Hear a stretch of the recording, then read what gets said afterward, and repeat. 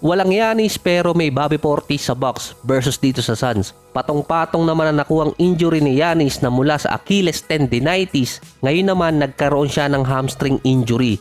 Pinilit niya pang maglaro nung nakaraang mga games bago siya pinaupo ngayon.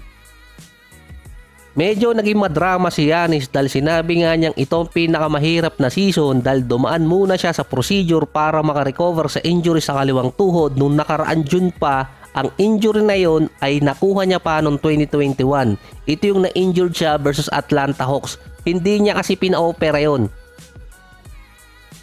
Kaya din si Giannis hindi nakapaglaro noong nakaraang World Cup din hanggang pumasok yung training camp. Sa mga nakaraang taon kapag si Giannis din merong injury bago pa lang pumasok yung playoffs, dun kasi nagkakaproblema yung Milwaukee Bucks.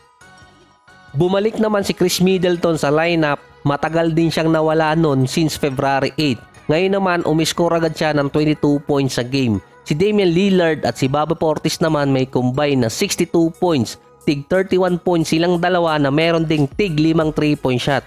Hindi nagpaluto ang Bucks sa 3-point area versus dito sa Suns. Meron silang 24 out of 41 kontra sa 14 out of 33 ng Phoenix. Sa loob ng 41 minutes naman si Kevin Durant merong 11 points, 9 rebounds, 4 assists, 3 steals at 2 blocks. Si Bill merong 28, si Grayson Allen 25, si Devin Booker naman 23. Pero yung kay Kevin Durant ang nakakapagtaka doon dahil first time since 2021 na umiscore ni KD ng below 15 points or 20 points ng dalawang magkasunod na game. Meron lamang siyang 10 attempts versus Bucks. Yung 2021 galing siya sa injury noon. Pero ngayon unusual yung nangyari sa kanya. Lalo na walang Giannis dito sa Bucks at wala siyang poproblemahin masyado sa loob ng paint. Kasi nga mas mahihirapan yung kabilang team na bantayan si KD or walang masyadong panapat kay KD. May dalawang play kasi na parang nawala ng gana itong si KD sa game. Ito yung rumaraga sana sa 3-point area si Bobby Portis. Iba na kasi yung body language si Kevin Durant versus dito sa Milwaukee Bucks. Kahit nga lumamang pa ang Bucks no ng 25 points, si KD din ay nasa 10 attempts lang. Hindi na siya lumagpas dun. So masamang pangitain to para dito sa Suns kasi nga naghahabol sila ng top 6 sa standing. Ang sunod kasi nila makakatapat, Sixers. 3 araw pa yung pahinga nila. Balik sila sa kanilang home court. Back-to-back game naman yun versus Atlanta Hawks. After nun, makakalaban nila ang San Antonio ng 2 games.